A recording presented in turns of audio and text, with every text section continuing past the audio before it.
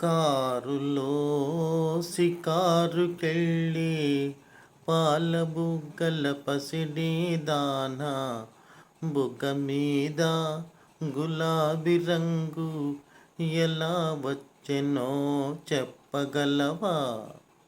కారులో షికారుకెళ్ళి పాల బుగ్గల పసిడి దాన బుగ్గ మీద గులాబీ రంగు ఎలా వచ్చెనో చెప్పగలవా?